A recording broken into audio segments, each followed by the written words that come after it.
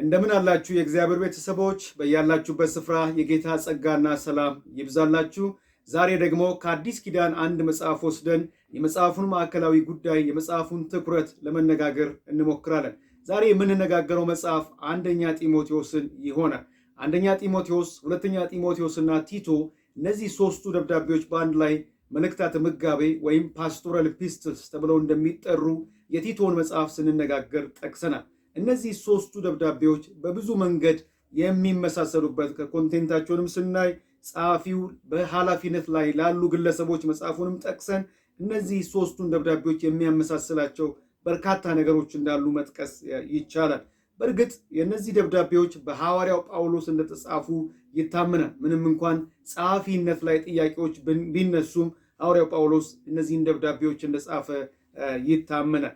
ለምንድነው እሱ እንዲህ አይነት ጥያቄ የሚነሳው? ሐዋርያት ሥራ ምዕራፍ 28 ላይ ሐዋርያው ጳውሎስ በሮም እስር ቤት ውስጥ እንደነበረ እናያለን። እንግዲህ በዚህ በመልእክታተ ምጋቤ ውስጥ ደግሞ በነፃነት ሐዋርያው ጳውሎስ በስተ ምስራቅ ሲንቀሳቀስ እናያለን።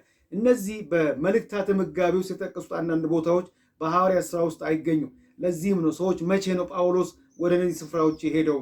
ወደ እነዚህ ስፍራ እንደሄደ በሐዋርያት ስፍራ ውስጥ ምንም አልተጻፈ የሚል ጥያቄ ያነሳሉ። አብዛኛዎቹ እንደሚስማሙት ሐዋርያው ጳውሎስ በሮም እስር ቤት ውስጥ ከነበረው እስራት ተፈቶ አራተኛው ወንጌል ጉዞ እንዳደረገ ይስማማሉ። እንግዲህ አራተኛውን የወንጌል ጉዞ ሲያደርግ የተንቀሳቀሰባቸው ቦታዎች ደግሞ በእነዚህ በፓስቶራል ኢፒስትልስ ውስጥ እንደተገለጹ ይነሳል። እንግዲህ የዚህ የአንደኛ ጢሞቴዎስ ትኩረቱ ምንድን ነው? ለምንድን ነው እሱ ሐዋርያው ጳውሎስ ይህን መልእክት የጻፈው? ሁላችሁም እንደምታውቁት ደብዳቤዎች ወቅታዊ ሰነዶች ናቸው። ደብዳቤዎች ኦኬዥናል ዶክመንትስ ናቸው። ያ ደብዳቤ እንዲጻፍ ያደረገ ምክንያት እንዲጻፍ ያደረገ ነገር ይኖራል። ያ ምክንያት ምናልባት ከተደራሲያኑ አቅጣጫ ሊሆን ይችላል። ምናልባት ከራሱ ከጸሐፊው አቅጣጫ ሊሆን ይችላል። አንድን አስተምሮ ለማብራራት፣ የሐሰት ትምህርትን ለመቃወም የተለያዩ ምክንያቶች ይኖራሉና ምንድነው እሱ አንደኛ ጢሞቴዎስ እንዲጻፍ ያደረገውና የመልእክቱ ዋናው ዓላማ ምንድነው ከተባለ ምዕራፍ 1 ቁጥር 5 እና ምዕራፍ 3 ቁጥር 15 ብናነብ ደስ ይለኛል። ምዕራፍ 1 ቁጥር 5 ላይ ቁጥር 3 እንደዚህ ይላል።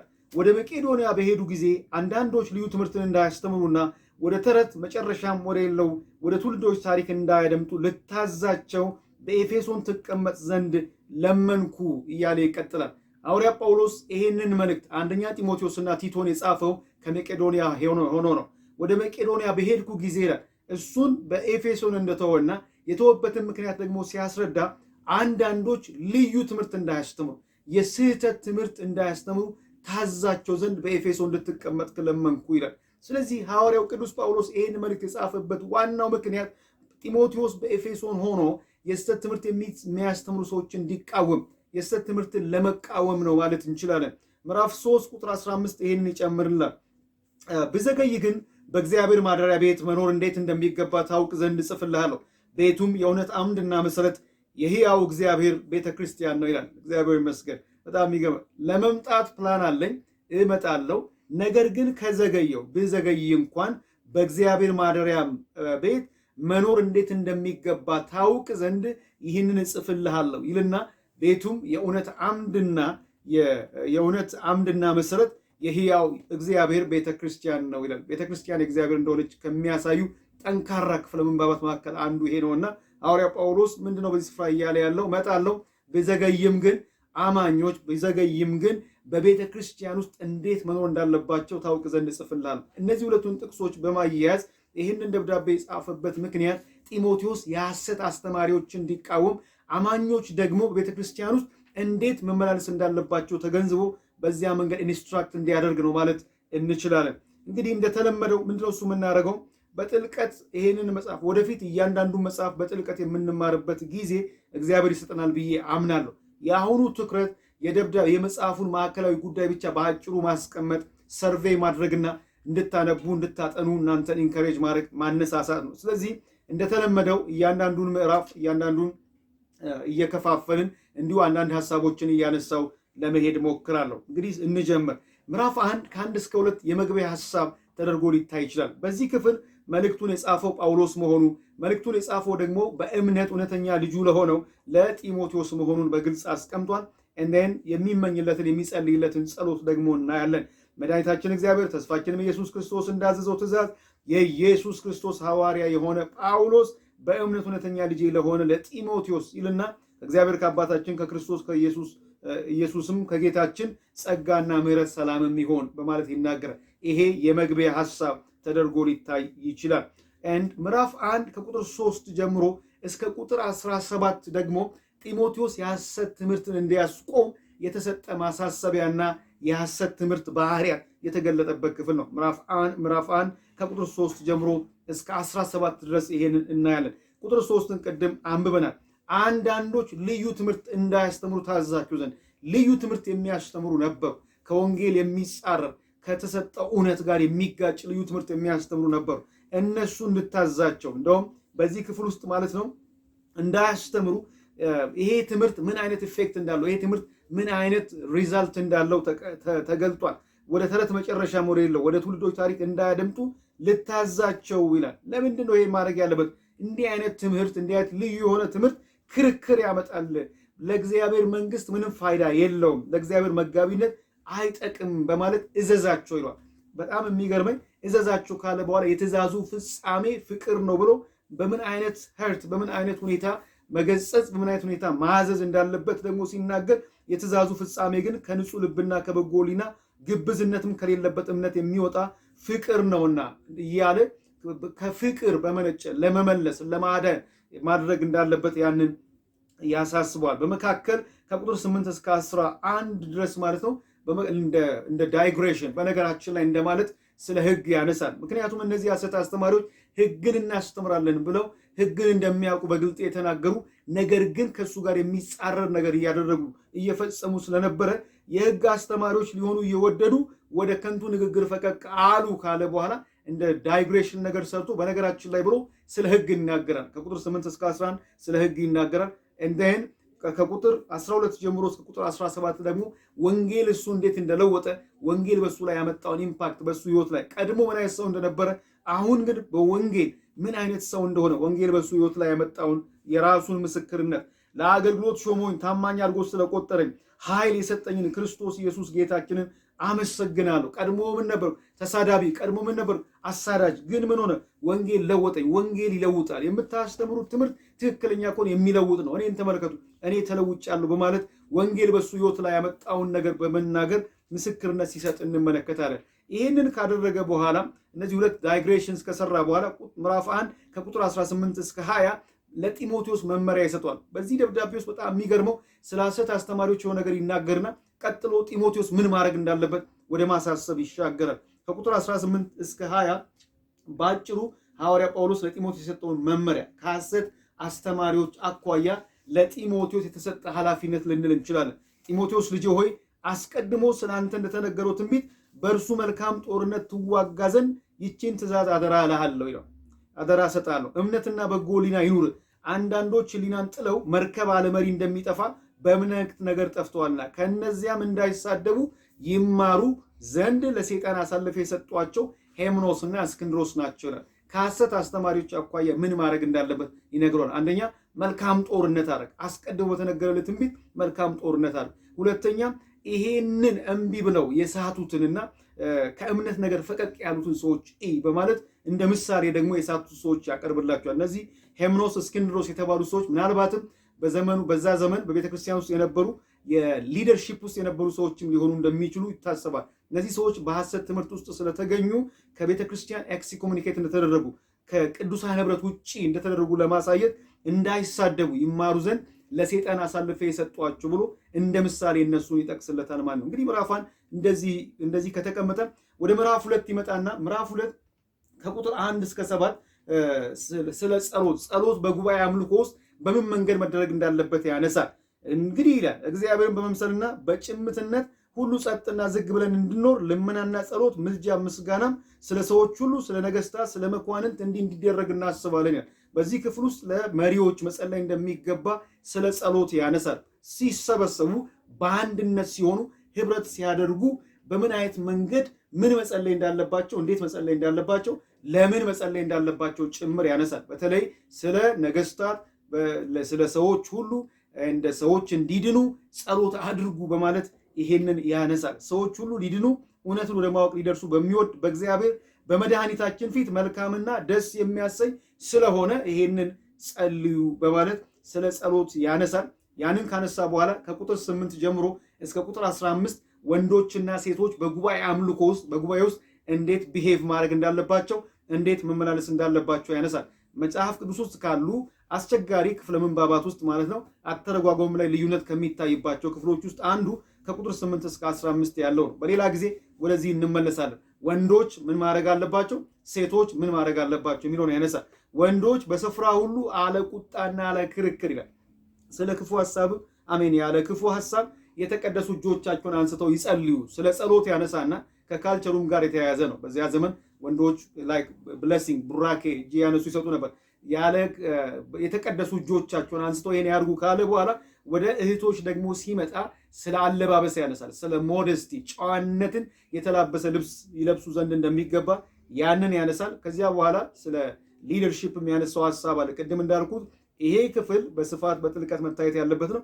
ከ8 እስከ 15 ማለት ነው። በሌላ ጊዜ ወደዚህ እንመለሳለን። በወንዶችና ሴቶች በጉባኤ አምልኮ ውስጥ ብለን ይህንን ክፍል መያዝና በጥልቀት ማጥናት እንችላለን። ወደ ምዕራፍ 3 ስንመጣ አሁንም በፍጥነት እንሂድ። ምዕራፍ 3 ከ1 እስከ 7 የቤተ ክርስቲያን መሪዎች መመዘኛ የተሰጠበት ክፍል ነው። ማንም ኤጲስቆጶስነትን ቢፈልግ መልካም ስራን ይመኛል የሚለው ቃል የታመነ ነው። ይሄ አንድ ፍላጎት ዲዛይር፣ ጥልቅ የሆነ ሸክም።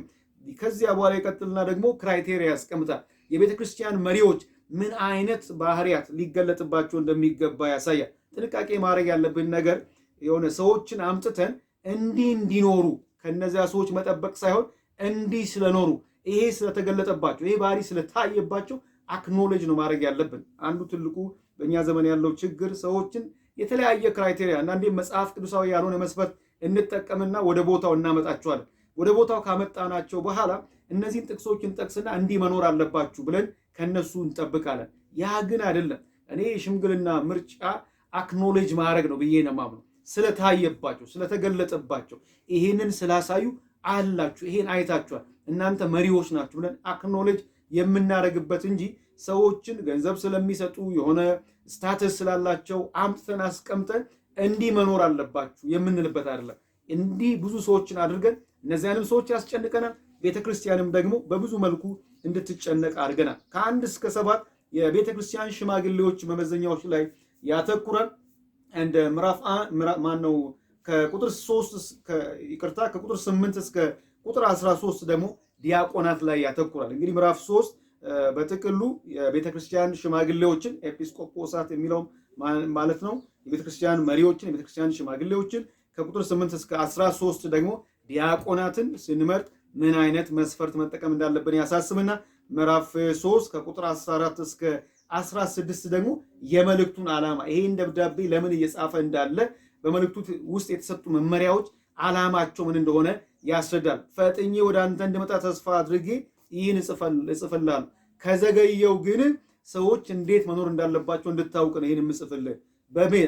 በቤተ ክርስቲያን ውስጥ ቤተ ክርስቲያን የእግዚአብሔር ናት። ቤተ ክርስቲያን የእውነት አምድ ናት። ቤተ ክርስቲያን የእውነት መሰረት ናት። እውነት በቤተ ክርስቲያን ውስጥ አለ።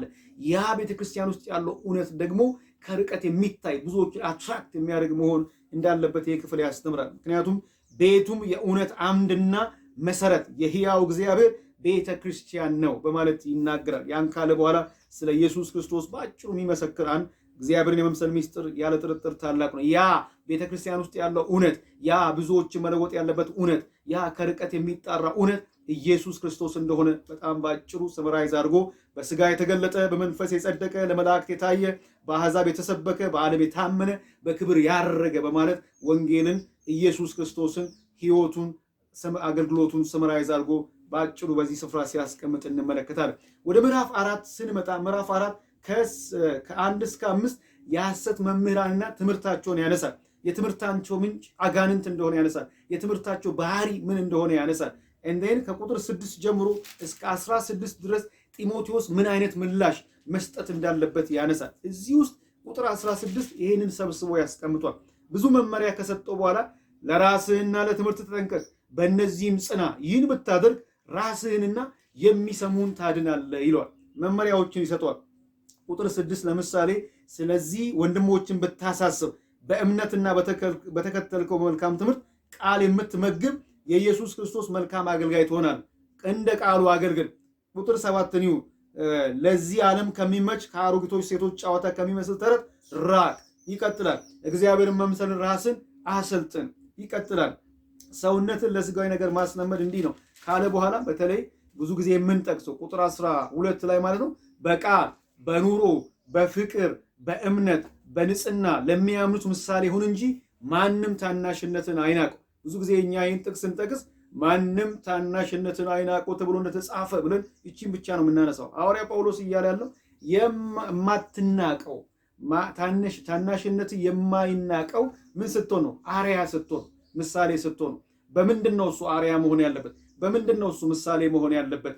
በጣም በቃል ይላል፣ በኑሮ ይላል፣ በፍቅር ይላል፣ በእምነት ይላል፣ በንጽህና ለሚያምኑት 5 ነገር ዘዝሮ ለሚያምኑት ሁሉ ምሳሌ ይሁን እንጂ ማንም ታናሽነትን አይናቁ። አገልጋይነት ምሳሌነት ነው። አገልጋይነት እኛ የምንኖረው ኑሮ ሌሎች እንዲኖሩ በሌሎች ፊት ራሳችንን ቨልነረብል ማድረግ ነው። ስለዚህ እንዲህ ምሳሌ ይሁን እንጂ ማንም ታናሽነትን አይናቁ። ይሄን ካለ በኋላ ነው እንግዲህ ጸጋህን ቸል አትበል፣ ይሄን ማደግህ በነገር ሁሉ እንዲገለጥ ይሄን አስብ፣ ይህንም አዘውትር ካለ በኋላ ለራስ ለህይወት እና ለትምህርት ለአገልግሎት ጥንቃቄ አድርግ። በዚህ ደግሞ ጽና። ይህን ስታደርግ መጀመሪያ ራስን ቀጥሎ የሚሰሙህን ታድናለህ በማለት ያሳስቧል። ይሄ ቅደም ተከተሉ ራሱ በጣም አስፈላጊ ነው። ለራስ ለህይወትህ ማለት ነው። ህይወት መጀመሪያ እንዴት ነው? ለአገልግሎት ለምታገለግለው አገልግሎት ለምታስተምረው ትምህርት ጥንቃቄ አድርግ። ይሄንን ካደረግ አሁንም መጀመሪያ አንተ ትጠቀማለህ፣ ቀጥሎስ የምታገለግለው ህዝብ ይጠቀማል፣ ራስህንም የሚሰሙንም ታድናለህ ይላል። አገልግሎት እንደዚህ ነው። ለራሳችን ለምናገለግለው አገልግሎት ልንጠነቀቅ፣ ይሄንን በማድረግም ልንጸና ይገባል። ያኔ ራሳችንንም ሌሎች የሚሰሙንም ሰዎች ደግሞ እንጠቅማለን። ይሄ አይገላበጥም ማለት ነው። ይሄ ቅደም ተከተሉ አይለወጥም። ምዕራፍ 5 ላይ ከ1 እስከ 2 ቤተክርስቲያን እንደ ቤተሰብ ያቀርባል ማለት። ቤተክርስቲያን ውስጥ ያሉትን አባቶች፣ እናቶች፣ ወንዶች ልጆች፣ ሴቶች ልጆች እንዴት መቅረብ እንዳለበት እንዴት መመልከት እንደ ፋሚሊ ያቀርባል። ሽማግሌ የሆነውን አትገስጸው፣ እንደ አባት፣ ጎበዞችን እንደ ወንድሞች፣ አሮጊቶችን እንደ እናቶች፣ ወጣት ሴቶች እንደ እህቶች አድርገህ በፍጹም ንጽህና ምን አድርጋቸው ለምናቸው። ቸርች ውስጥ ያለውን ስፒሪት ያሳያል። አገልግሎት መለመን ነው። አገልግሎት እንደ አባት፣ እንደ እናት፣ እንደ ወንድም፣ እንደ እህት ቤተክርስቲያን ውስጥ ያሉትን አይቶ ያንን ያስቀምጣል። ከቁጥር 3 ጀምሮ እስከ 16 ስለ መበለቶች ትእዛዝ ይሰጣል። አሁንም የሌላ ጊዜ እንመለሳለን። በሁለት ከፍሎ ቤተክርስቲያን ልትረዳቸው የሚገባቸው ክራይቴሪያ አስቀምጦ ልትረዳቸው እንደሚገባ ያነሳል።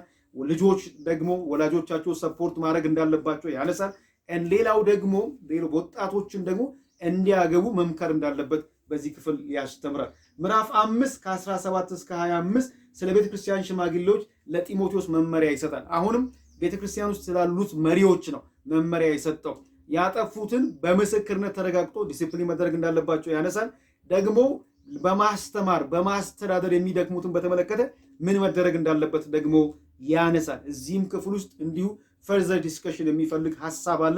ወደሱም በሌላ ጊዜ እንመለሳለን። የመጨረሻው ምዕራፍ 6 ከ1 እስከ 2 ባሮች ለጌቶቻቸው ሊኖራቸው ስለሚገባ አመለካከት ያነሳል። ምዕራፍ 6 ከ3 እስከ 10 ለመጨረሻ ጊዜ ስለ ሐሰተኛ መምህራን ባህሪያትና ትምህርት ማብራሪያ ይሰጣል። ምዕራፍ 6 ከ11 እስከ 16 ለጢሞቴዎስ ማሳሰቢያ ከሐሰት አስተማሪዎች አኳያ ምን አይነት ምላሽ መስጠት እንዳለበት ያነሳል። ምዕራፍ 6 ከ17 እስከ 19 አስቀድሞ ሀብታም የሆኑ ሰዎች አስቀድሞ ባለጠጋ የሆኑ ሰዎች ሀብታቸውን በምን መንገድ ማስተዳደር ምን ማድረግ እንዳለባቸው እንዳይታበዩ እንዲያካፍሉ እንዲህ አይነት ምክሮችን ለባለጸጎች ቀድሞውኑ ባለጸጋ ለሆኑት ያስቀምጣል። ምዕራፍ 6 ከ20 እስከ 21 የደብዳቤውን ማጠቃለያ ሐሳብ የመዝጊያ ሐሳብና ሰላምታ እናገኛለን ማለት ነው። ይሄ መልእክት እጅግ በጣም ለእኛም ዘመን እጅግ በጣም አስፈላጊ ነው። ሐዋርያ ጳውሎስ ከመቄዶንያ ሆኖ በኤፌሶን ለነበሩ ለጢሞቴዎስ የጻፈው ደብዳቤ ነው። በዚህ ደብዳቤ ውስጥ ሐሰተኛ አስተማሪዎችን እንዴት መቃወም እንዳለበት ያነሳል። የሐሰተኛ ትምህርት ባህሪያትን ይዘረዝራል። ጢሞቴዎስ ምሳሌ መሆን እንዳለበት በሕይወቱ በአኗኗሩ ስለ ሕይወቱ መጠንቀቅ እንዳለበት ያነሳል። ለትምህርቱም ደግሞ ከፍተኛ ጥንቃቄ ማድረግ እንዳለበት ያነሳል። ለመቃወም ሌሎችን ለመቃወም በሌሎች ላይ ተጽዕኖ ለመፍጠር እሱ ራሱ በመጀመሪያ ሕይወቱን ቀጥሎ ለአገልግሎቱ ከፍተኛ ጥንቃቄ ማድረግ እንዳለበት ያነሳል።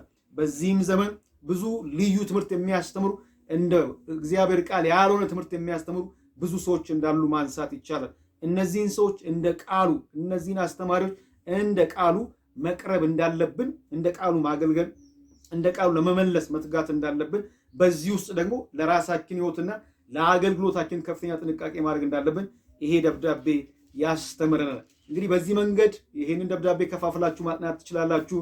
በቀጣይነትም ሌላ አንድ መጽሐፍ ከአዲስ ኪዳን ይዤ እመጣለሁ። ስለተከታተላችሁን ጌታ ይባርካችሁ። የጌታ ጸጋ በያላችሁበት ስፍራ ይብዛላችሁ። እግዚአብሔር ይባርካችሁ።